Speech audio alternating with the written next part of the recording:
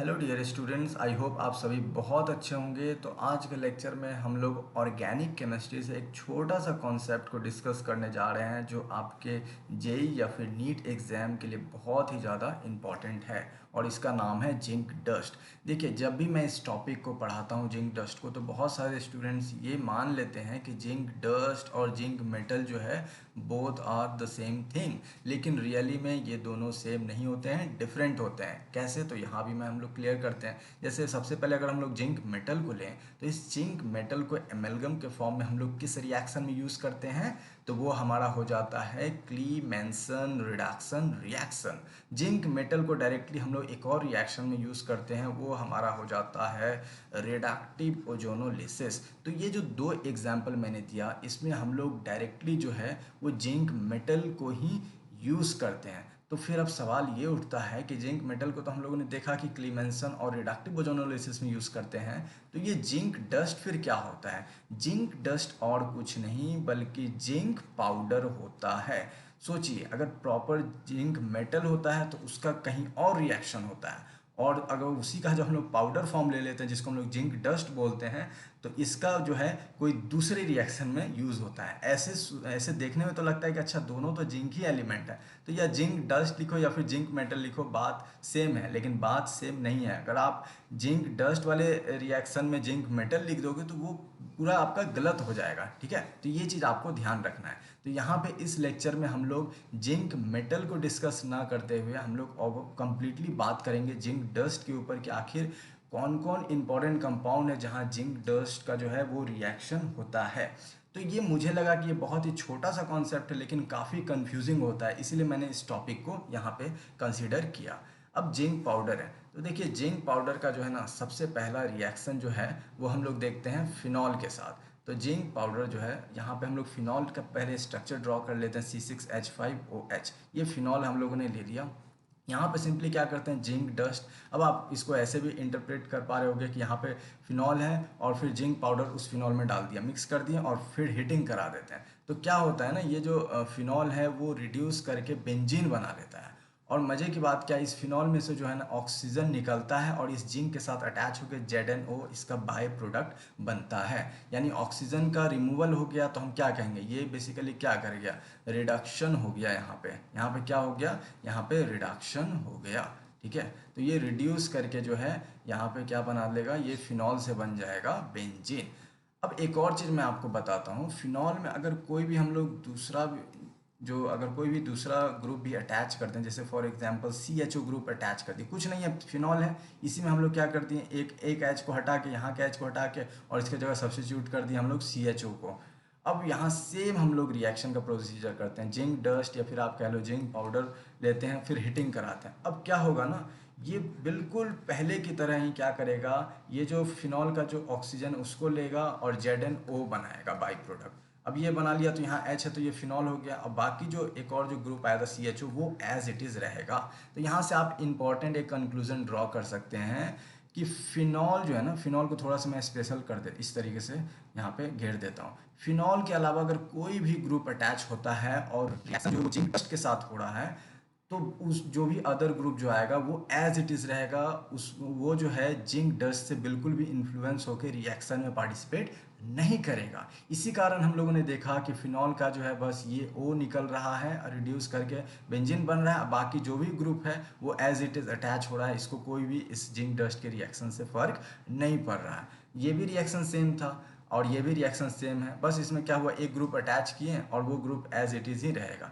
क्योंकि मुझे एक ये बताना था, इसलिए मैंने यहाँ पे CHO जो एक ग्रुप को जो है ये अटैच कर दिया, ताकि आपको ये डिफरेंस जो है वो बहुत अच्छे से क्लियर हो जाए। तो यहाँ से आपको ये समझ में आ रहा हो कि जिंक डस्ट का जो है एक रिएक्शन हम लोग फिनॉल पे किस तरीके से करते हैं। दूसरा हम लोग इसका लेते हैं डाई हेलाइड्स के ऊपर। किसका? जिंक डस्ट का, डाई हेलाइड्स के ऊपर। एक इंटरेस्टिंग बात यह है ना कि ये जो जिंक डस्ट है अपने आप में एक बहुत ही छोटा सा कॉन्सेप्ट है, लेकिन बहुत ही कंफ्यूजिंग हो जाता है। अक्सर बच्चे कंफ्यूज कर जाते हैं, इसलिए ये एक छोटे से वीडियो को देख लोगे तो आपको बहुत अच्छे से ये जिंक डस्ट के रिगार्डिंग कॉन्सेप्ट क्लियर रहेगा। और इस पे जेई या फिर नीट जो है ना कभी भी डायरेक्टली क्वेश्चन नहीं पूछता है। जैसे हमेशा आप देखते हो ना सीक्वेंस वाला रिएक्शन, जैसे फॉर एग्जांपल ए और बी का रिएक्शन कराएं तो सी बना, फिर सी और डी का रिएक्शन कराएं तो ई बना, ई और एफ का फिर रिएक्शन कराएं तो जी बना। इस तरीके से जो सीक्वेंस में रिएक्शन रहता है ना, इसी का कोई एक सेगमेंट में जो है इस टाइप का जो है क्वेश्चन डाल सकता है। कोई एक सेगमेंट में जो है मान लीजिए ए और बी का रिएक्शन वो सी बना, सी और डी का रिएक्शन उसका कह दिया कि यहाँ पे जिंक डस्ट का यूज हो रहा है, तो कोई एक सेगमेंट में जो है इस तरीके से क्वेश्चन पूछा जा सकता है आपके जेई या फिर नीट एग्जाम में। अब डाई हेलाइट जो है ना, तो डाई हेलाइट्स का एग्जांपल लेते हैं। तो यहाँ पे सपोज कीजिए CH2 ले लिया, फिर एक और हम लोग CH2 ले लेते हैं और 2 क्लोरीन ले लेते हैं, तो ये डाई हेलाइट्स हो गया। अब यहाँ पे हम लोग करते क्या है ना कि सेम जिंक डस्ट लेते हैं और इसका फिर हीटिंग कराते हैं। अब फिर यहाँ पे क्या होगा, देखिए आपको समझना है, यहाँ पे जो जिंक है ना इस 2 क्लोरीन को लेकर ZnCl2 बनाएगा, तो एक बाई प्रोडक्ट क्या हो जाएगा, ZnCl2 बनेगा। उसके बाद फिर क्या बचा, उसका CH2 है और इस एक और ये हो जाएगा, तो ये हमारा एल्कीन का फॉर्मेशन हो जाएगा। तो डाई हेलाइट्स में क्या होगा, डाई हेलाइट्स में जो एक ZnCl2 या फिर इन जनरल आप ऐसे समझ सकते हो ZnH2 बनेगा, यहाँ पे कोई भी हेलाइट्स आ सकता है और फिर एल्कीन का फॉर्मेशन करेगा। और इससे पहले हम लोगों ने फिनॉल में क्या देखा, फिनॉल में जिंक डस्ट का रिएक्शन होगा तो वो हमें रिड्यूस करके जो है वो क्या देगा, बेंजीन देगा। अब इसी का एक्सटेंडेड फॉर्म एक और हम लोग देखते हैं, डाई हेलाइट्स हो गया ना, तो अब हम लोग एक टेट्रा हेलाइट्स भी देखते हैं। सपोज कीजिए हमें यहाँ पे टेट्रा हेलाइट्स में हम लोग एग्जांपल किसका लेते हैं, 1122 टेट्रा क्लोरोप्रोपेन का, ठीक है, ये एग्जांपल ले लें। चलिए, ये देखने में लग रहा है बहुत बड़ा, लेकिन आप लोग नोमेनक्लेचर से वाकिफ़ होंगे तो बहुत अच्छे से इस नेम को देख के आप स्ट्रक्चर ड्रॉ कर सकते हैं। ये प्रोपेन है तो 3 कार्बन आराम से हम लोग ड्रॉ कर लेते हैं। यहाँ पे क्या है, सपोज कीजिए इधर से ही हम लोग इसको कार्बन फर्स्ट कंसीडर कर सकते हैं, आप लोग चाहो तो इसको भी कार्बन फर्स्ट कंसीडर कर सकते हो, इन दोनों में से कोई भी एक कार्बन को फर्स्ट कंसीडर करना होगा। तो इस कार्बन को हम लोग फर्स्ट कंसीडर कर लेते हैं। यहाँ पे क्या हो जाए 1 1, यानी 2 जो है वो क्या है, 2 क्लोरीन है, ठीक है। और फिर सेकंड पोजीशन पे भी सेकंड कार्बन, जब ये 1 हो गया तो ये सेकंड ही होगा, ऑब्वियस सी बात है। तो ये सेकंड कार्बन पे भी 2 क्लोरीन है, तो ओवरऑल 4 क्लोरीन हो गया, तो टेट्रा क्लोरो, इसका मीनिंग खत्म।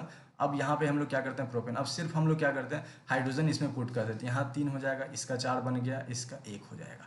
तो ये हो गया हमारा, this is the structure of 1 1 2 2 tetra chloropropane.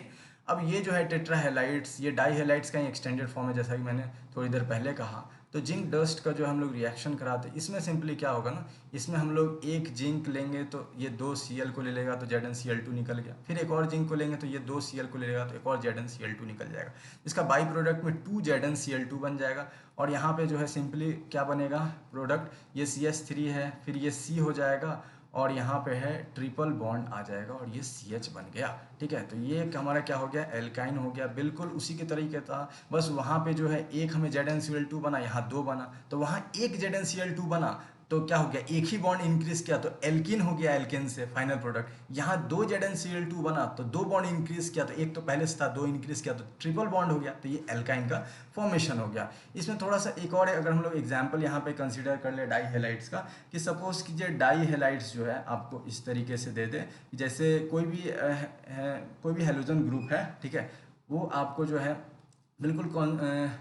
बिल्कुल आपको पास पास ना दे, ठीक है, मतलब एकदम नेक्स्ट कार्बन पे ना दे। जैसे एक ये जो है यहाँ पे एक ये कार्बन पे दे दिया, कार्बन फर्स्ट पे, और एक थर्ड कार्बन पे दे दिया, इस तरीके से दे दिया।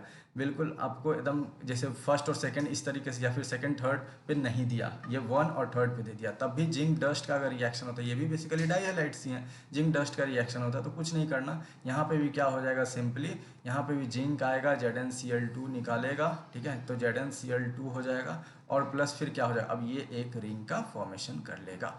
तो आप लोग देखें यहाँ पे सिंपली हम लोगों ने क्या देखा कि इसका जो है रिएक्शन मेनली जो है वो फिनॉल के साथ होता है, फिनॉल के साथ रिड्यूस करके क्या बनाता है, ये बना देता है बेंजीन। फिर आपने देखा डाई हेलाइट्स पे जो है ये रिएक्शन करता है, डाई हेलाइट्स पे क्या करता है, एक ZnX बनाता है, और यहाँ पे तो बेसिकली ZnO बनाया था, यहाँ पे ZnX बनाएगा, यहाँ पे कोई भी हेलोजन ग्रुप रहेगा और प्लस एल्कीन बनाएगा। यहाँ पे समराइज में कर रहा हूँ। फिर टेट्रा हेलाइट्स में क्या होता है, इसी का बेसिकली एक्सटेंडेड फॉर्म है, तो टेट्रा हेलाइट्स में भी सेम क्या हो जाता है, यहाँ पे ZnX बनाएगा लेकिन 2 बनाएगा और ये बन जाएगा एल्काइन बन जाएगा, ठीक है। और सब में क्या हो जाएगा, सब में जिंक डस्ट और प्लस हीटिंग, इस तरीके से। तो ये ओवरऑल हमारा आज का जो है ये लेक्चर हमारा एंड होता है। आपको बहुत अच्छे समझ में आ गया होगा जिंक डस्ट का किस तरीके से हमें यूज़ करना है। इसके बाद भी अगर किसी तरीके का डाउट आता है किसी भी स्टूडेंट को, तो बेहिचक इस लेक्चर के नीचे जो है कमेंट बॉक्स में मेंशन कर सकता है, मैं जल्द से जल्द ट्राई करूँगा रिप्लाई कर दूँ। So guys, thanks for watching this lesson. Okay, bye and have a nice day.